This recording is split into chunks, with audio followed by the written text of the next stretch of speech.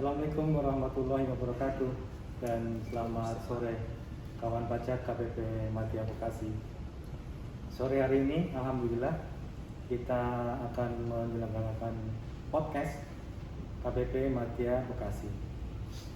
Pada sore hari ini kita masih akan membahas terkait dengan program pengungkapan sukarela yang kita tahu besok adalah hari terakhir program tersebut, tanggal 30 Juni 2022.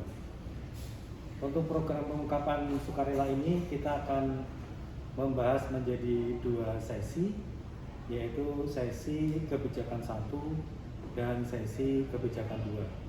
Nah, pada saat ini kita akan membahas tentang program pengungkapan sukarela kebijakan 1.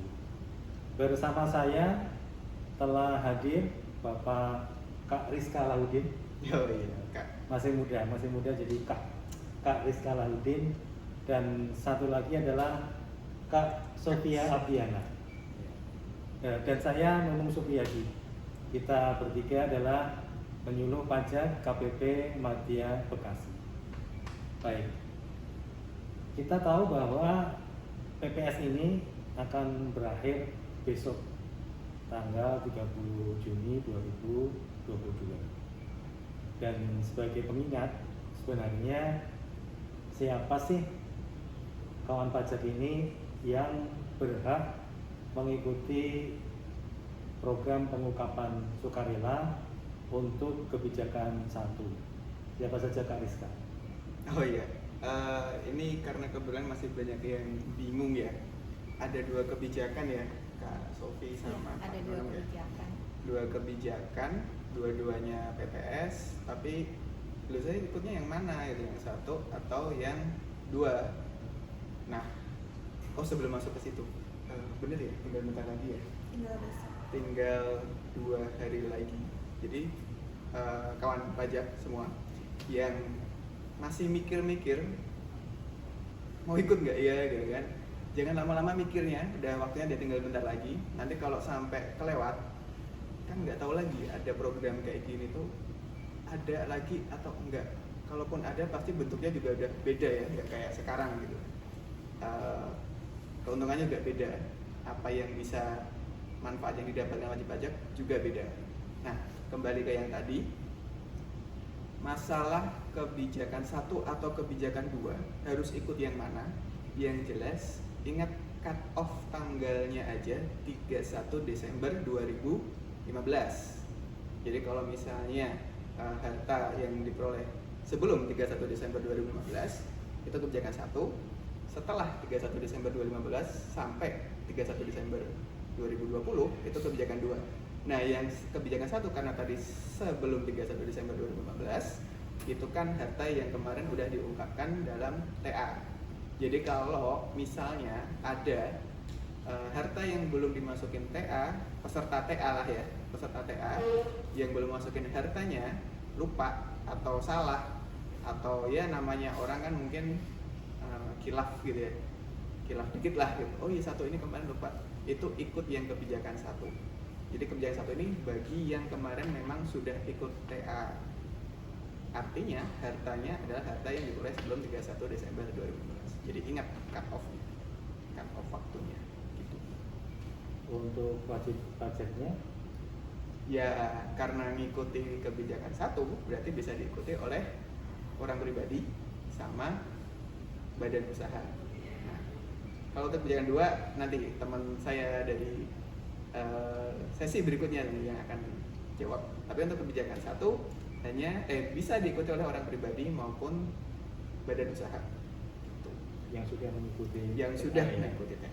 Baik. Ya. Nah, untuk kebijakan 1 ini yang diikuti oleh wajib pajak badan dan wajib pajak orang pribadi, itu tentunya kan ada tarifnya ya. Ada tarifnya dan bagaimana cara menghitungnya untuk wajib pajak yang akan mengikuti kebijakan 1 ini. Untuk itu gimana Pak Sofi terkait tarif dan cara menghitungnya? Ya. Jadi kalau tarifnya secara garis besar ada 3, 11%, 8%, dan 6%. Kemudian dari tarif itu dikalikan dengan harta bersihnya. 11% itu untuk harta luar negeri. Harta luar negeri yang dia tetap ada di luar, nggak balik ke Indonesia, tarifnya pakai 11%. Kalau misalkan hartanya di luar negeri terus dibawa pulang atau repatriasi ke sini, ke Indonesia, bisa pakai tarif yang 8%. Atau kalau misalkan hartanya memang hanya ada di Indonesia, hanya ada di dalam negeri, itu juga pakai tarifnya yang 8%. Terus 6% ya Kak ya? 6% itu untuk yang hartanya akan dimasukkan ke dalam SBN atau hilirisasi renewable energy. Itu dia bisa pakai tarif yang paling rendah, yaitu 6%. Jadi kalau misalnya milih untuk dibeliin SBN gitu ya duitnya ya, Iya. tarifnya bisa lebih hemat 2%-an. Lebih hemat 2%. Itu menarik ya, karena selisihnya kalau misalnya katakanlah dari 10 juta, 8 juta ke 6 juta itu kan selisihnya juga ada 2 juta sendiri kan, lumayan gitu. Ya lumayan banget. Jadi itu pun cuma tinggal perlu mengalihkan ke SBN. Udah dapat keuntungan, nggak dikenakan sanksi PP36, tarifnya bisa dapat lebih kecil, dibeliin SBN dapat Untung. bunga lagi kan, daripada diinvestasikan ke investasi bodong gitu kan, bisa kena tipu dan sebagainya. Itu tawaran yang benar-benar sebenarnya bagus gitu ya. Dan SBN ini kan namanya program pemerintah juga ya, jadi ikut membiayai pembangunan negara gitu. Negara tetap. Baik. Jadi kan ini hanya tinggal 2 hari lagi ya Iya. untuk BPS ini. Tapi mungkin masih ada kawan pajak yang masih ragu-ragu mau ikut apa enggak, mau ikut apa enggak. Ternyata waktunya tinggal 2 hari. Mungkin teman-teman kawan-kawan pajak juga masih ragu-ragu. Sebenarnya apa sih manfaatnya kalau saya harus mengikuti BPS ini, terutama yang untuk kebijakan 1 ya. Bagaimanakah Rizka terkait hal ini? Sofi kali ya, pernah ngerasa ketinggalan diskon nggak sih? Pernah lah. Jadi kita dapat Ya lihat ampun. diskon di satu mall Ini gitu banget. kan. Ternyata itu cuma berlaku dari tanggal 16 sampai 20 gitu. Kita datang ke sana tanggal 21 gitu. Dia udah nggak diskon, harganya udah normal lagi gitu kan. Jangan sampai kayak gitu ya, karena memang tinggal 2 hari lagi gitu. Sama seperti ketinggalan diskon gitu. Ketinggalan ikut PPS itu mungkin nyesel gitu. Karena mungkin nggak akan ada lagi kesempatan kayak gini. Seperti yang tadi dibilang, ada manfaatnya gitu kan. Pertama, manfaatnya jelas tidak akan dikenakan sanksi PP36. Kenapa? Maksudnya gimana gitu? Kalau misalnya DJP udah duluan menemukan harta yang kemarin belum dilaporin di TA, jadi udah ikut TA, ngelaporin 5 harta gitu misalnya ya, ternyata ketemu 1 yang belum masuk, itu kan sebenarnya bisa kena sanksi PP36, kena tarif berapa? 200% malah sanksinya. Nah, dengan ini itu menghindari sanksi tersebut. Tinggal deklarasikan aja hartanya. Yang kemarin lupa atau sengaja belum masuk ke TA, nanti akan lepas dari sanksi yang lumayan besar itu. Cuma dengan membayar PPh final yang sebesar 8 atau 6% tadi ya. Itu manfaatnya sih itu yang paling terasa. Tinggal 2 hari lagi. Ya.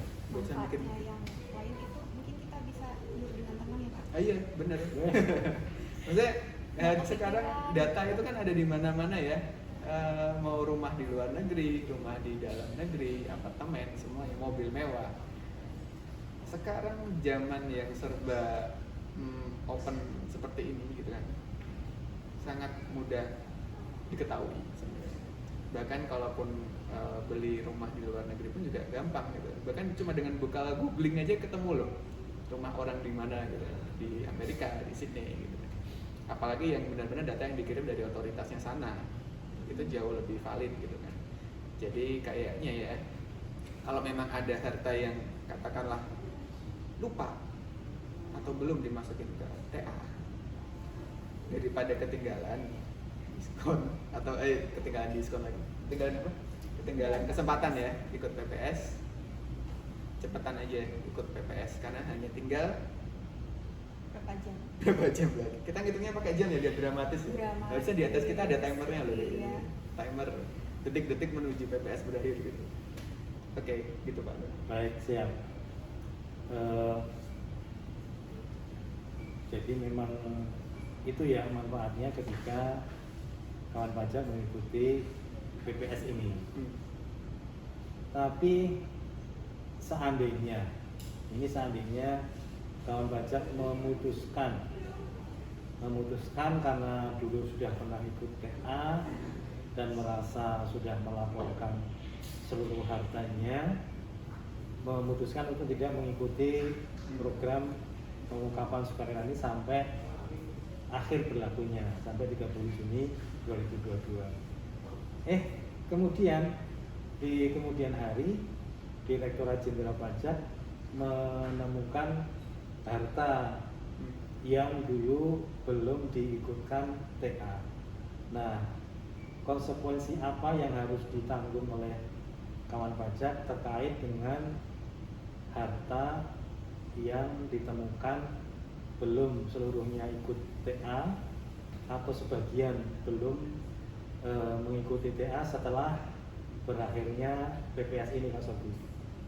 Jadi ada sanksi sesuai tadi yang udah sempat disinggung sama Kak Iya. Rizka ya Pak. Oh iya. Sesuai Dikit. PT 36 itu ya, sama 200% itu sih. 200%. Sebenarnya agak nggak enak sih kalau ngomongin sanksi, mendingan kalau yang bisa ikut ya, Iya sih ya. ikut aja. Gak usah ditakut-takutin pakai sanksi gitu ya. Iya. Kalau pakai sanksi kan kesannya kayak terpaksa gitu. Betul. Kayak pakai Kalau- helm ya. Iya. Kalau emang udah sadar sama isi kepala kita kan nggak usah ada polisi yang nilang gitu, kan tetap pakai helm gitu ya. Iya. Gak usah takut-takut sanksi. Tapi kalau emang ada sanksinya, ya harus dijelasin sih. Iya. Iya. Sanksi Sanksinya. seperti itu, cuma ya kalau saya sih agak nggak enak gitu ngomongin sanksi. Udah bilang aja nggak apa-apa. 200%. Tapi memang salah satu sifat atau ciri-ciri peraturan itu kan ada Nah, Iya. tercantum manfaatnya, Oke. tercantum juga sanksinya ya, Ya, atau harus aturan ada. apapun itu. Betul. Termasuk tadi disampaikan kalau nggak pakai helm sanksinya apa kan Ya. juga ketahuan. Baik. Nah, kalau dulu waktu TA itu kan kita tahu ya, kawan pajak pada ke kantor pajak membawa berkas-berkas yang dia punya untuk melaporkan yang terkait dengan harta yang mau diungkapkan di TA. Nah, ini tinggal 2 hari lagi. Bagaimana apabila kawan pajak ingin mengikuti PPS ini? Apakah seperti waktu TA dulu atau bagaimana caranya, Kak Rizka? Nah, sekarang kan udah zaman serba online ya. Ini kawan pajak yang lagi nonton di YouTube, buka tab baru di atas. Bikin tab baru, langsung buka djponline.pajak.go.id. Jadi bisa, jangan cuma lihat YouTube-nya aja, ayo langsung buka tab satu lagi. Mau browsernya apapun, buka tab satu lagi, masuk ke halaman djponline.pajak.go.id. Itu halaman yang sama yang dipakai untuk lapor SPT tahunan. Jadi kalau udah pernah lapor SPT tahunan, tahulah ya website itu. Tapi kalau ternyata lupa Evin, ya nanti tinggal tanya Evin ke KPP-nya ya. Jadi kalau misalnya sudah bisa masuk, menu untuk ikut PPS ada di bagian layanan, gitu ya. Tapi kalau misalnya nggak ketemu, pilih ke menu profil dulu, lalu centang ada checklist PPS atau program pengungkapan sukarela. Memang itu harus di checklist dulu supaya muncul. Jadi kalau misalnya ada yang bilang, oh saya kok nggak ada menunya, berarti nggak usah ikut PPS itu. Bukan. Itu emang secara default dia nggak muncul, centang dulu aja.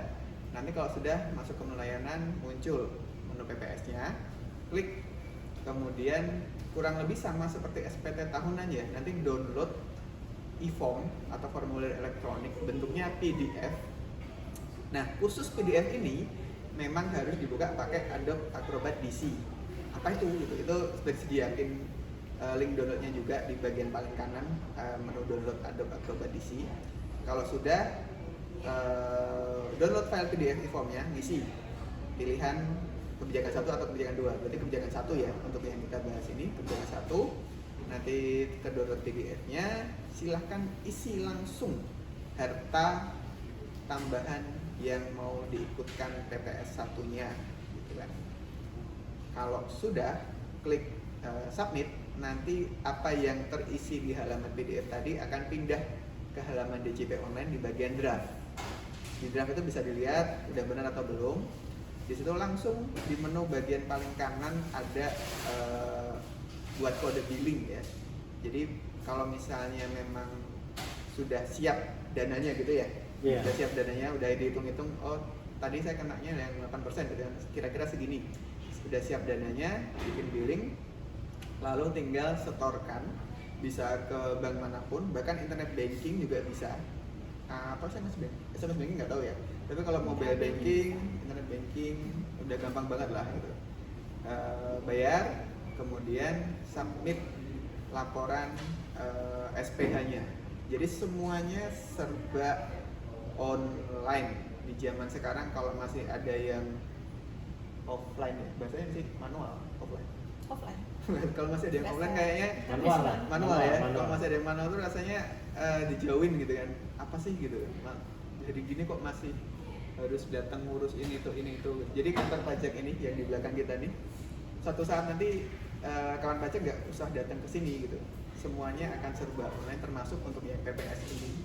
Semuanya bisa dilakukan hanya dari laptop. Cepetan, yang mau ikut dan memutuskan mau ikut cuma masih menunda-nunda, langsung buka browser tab baru, langsung buka djponline.pajak.go.id. Itu gampang. Kalau masih bingung juga, saya nggak berani Pak, takut salah lagi. Kemarin saya ikut TA, salah ternyata ada orang yang saya minta tolong. Kalau misalnya masih takut-takut ya Pak Nunung ya, ke KPP ada helpdesk PPS yang buka untuk melayani Bapak Ibu, teman-teman, kawan pajak semua yang butuh panduan atau pendampingan gitu ya, takut salah gitu ya, nggak apa-apa, langsung aja datang ke KPP, tapi jangan nanti deket-deket hari terakhir gitu ya. Besok atau besoknya lah gitu, 2 hari ini gitu. Cepat-cepat ke istilahnya ke helpdesk namanya. Tapi kalau merasa udahlah kayak gitu doang mah gampang gitu, bisa sendiri, ya udah nggak usah, langsung aja lakukan pembuatan SPPH-nya secara online di djponline.pajak.go.id. Kayaknya gitu. Tutorialnya juga udah ada. Oh iya, tutorialnya juga ada di YouTube. Tutorial Bisa di lihat dari awal sampai akhir. Iya benar. Betul. Gampang sih, Serba mudah ya. serba gampang. Apalagi sih yang mau ditunggu biar bisa tidur? Dengan nyenyak. Iya, soalnya kepikiran kalau misalnya tiba-tiba ada harta gitu kan. Harta dan surat dari kantor pajak. Ya, itu. Baik. Jadi begitu ya kan pajak. Lapornya atau cara mengikuti PPS-nya dilakukan secara online. Secara Semuanya online berbeda dengan pada waktu TA dulu. Jadi tidak perlu datang ke kantor pajak, dapat dilakukan dimanapun dan kapanpun, cuman terakhirnya tanggal 30 Juni 2022 atau besok.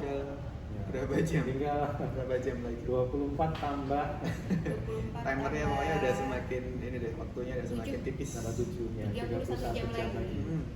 Jangan sampai telat. Dan kalau dulu waktu TA ya Pak ya, ada Iya. orang yang sampai jam 12 malam nungguin Iya, datang ke benar. KPP ya. Iya benar. Itu nanti walaupun online ya, tapi kalau jangan di menit-menit terakhir gitu, karena kemungkinan server kan juga ada batas kapasitasnya ya. Iya. Jangan sampai lah nanti lewat 2 menit aja gitu. Udah nggak bisa diakui lagi ininya, surat keterangan telah mengikuti PPS-nya dari sekarang aja atau nanti malam lah gitu. Cepat-cepat ikut. Coba sekarang, besok ada apa-apa datang ke kantor. Iya, masih bisa ada waktu untuk memperbaiki kalau misalnya ada masalah. Jangan mepet. Baik. Baik, kita tadi sudah membahas siapa-siapa saja yang bisa mengikuti PPS kebijakan 1, sudah membahas tarif, sudah membahas manfaat ketika kita mengikuti PPS dan konsekuensinya apabila kita tidak mengikuti PPS dan di kemudian hari Direktorat Jenderal Pajak menemukan harta yang belum dilaporkan atau sebagian baru dilaporkan pada waktu TA terdahulu, dan juga cara mengikuti PPS ini. Mudah-mudahan kawan pajak bisa ini ya, mempunyai tekad untuk segera bisa mengikuti PPS ini ya sesegera mungkin. Mending Iya, nyesel betul. ikut daripada nyesel gak ikut. Baik. Mending nyesel beli daripada nyesel gak beli. Itu kalau buat ibu-ibu Iya. belanja. Oh, bapak-bapak juga. Oh, bapak-bapak Kadang-kadang juga. juga, kadang-kadang. Baik, mungkin itu ya yang kita bisa bahas pada kesempatan podcast kali ini. Nanti untuk PPS kebijakan 2 akan dibahas oleh teman-teman penyuluh KPP Madya Bekasi berikutnya. Berikutnya. Betul. Kita Oke. akhiri. Terima kasih Yang udah semuanya. nonton, yang udah Sehat datang. selalu. Jangan Assalamualaikum sampai lupa. warahmatullahi wabarakatuh. Dan selamat sore.